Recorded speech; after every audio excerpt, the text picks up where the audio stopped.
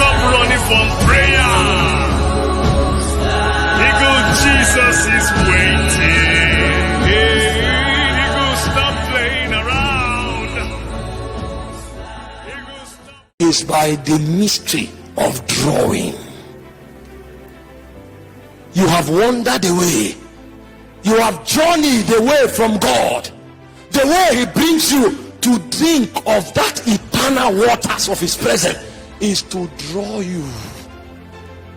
That's the first thing the Spirit of God does to a man if he wants to secure the gates of his soul, so that he can develop stature to bring government. When the Spirit of God begins to draw a man, it means God is about to begin a new thing. But he cannot walk with a bastard. He cannot walk with a foreigner. He said in Luke 1:80 that he was in the wilderness until the day of his showing forth unto Israel. It's not about oratory, it is the power that is invested there. But that power is an entrustment, because your faithfulness has been proven in the place of your walk with that Spirit. So he begins to draw you.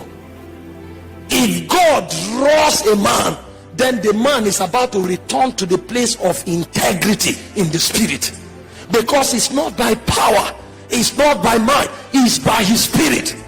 So in Zechariah chapter 2 verse 13, he said, be still, all flesh. The God of heaven is about to rise from his habitation. So he silences your flesh and he begins to draw you. You begin to hear again the echoes of eternity.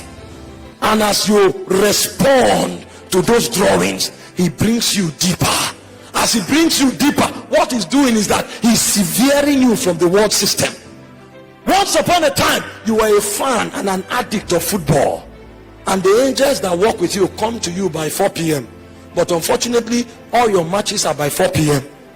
So you are in the middle, either to go the way of the wooing of this spirit of the world, or to go in the direction of God. When the influence of God becomes stronger, and even though there's a match by 4, but something is drawing you to the prayer meeting, it means an alignment pattern is beginning to be established. The Holy Ghost is beginning to attempt to deny the other spirit of possession. So he's beginning to draw you from his hand. So in John chapter 6 verse 44, he said, no man can come to me. This is not a zeal. This is not motivation. This is an economy in the spirit. He said, no man can come to me except the Father draws him. God begins to pull you from within you. It's like a re-engineering of your sets of appetite, because it's beginning to silence flesh. He said in John 12:32, when I am lifted up, I will draw. Spirits draw men. They draw you out of the conclave of darkness where you have been discipled. The culture and the civilization of the world has taken over you. The way the Spirit begins is to pull you out of it. It brings you into a new civilization. So he said, kiss me with the kisses of thy mouth, for thy name is as the precious ointment that is poured forth. He said, draw us, and we shall pursue after thee. Where you are standing is what determines what you build. So what the Spirit does is that he begins to woo you. The same seductive strategy the devil used to draw you, God brings his own dimension. And as he woos you, a point comes where you become alien to the world system. The same star lager beer that you drank and gave you pleasure, all of a sudden becomes a bitter herb. The same football that you watch and you sleep there, all of a sudden you lose the taste, because your taste buds are being re-engineered. As the Spirit draws you into his energy, it begins to reconfigure you. The engineering of that Spirit reconfigures your appetite. That's why it commands the flesh to be still, because the man is returning to koinonia. He said, we will not remember the testimony of the wine, for thy love is sweeter than wine. We have found another appetite. And as you begin to touch that river, what that river does is that it begins to mingle with your river. and resonance begins to take place. And after a while, only that spirit becomes your lust. As you wake up in the morning, he's your lust. As you wake up in the night, he's your lust. Then the spirit that once had you, when he shouts, you don't hear anymore.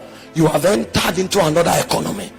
And when this spirit secures you, what it does is that he gives you new laws. That's when you journey from drawing into consecration. The new laws he gives you are the keys that secure the gates of your heart. A believer may be drawn, but if he has no consecration, he is still porous. After a while, that energy will diminish.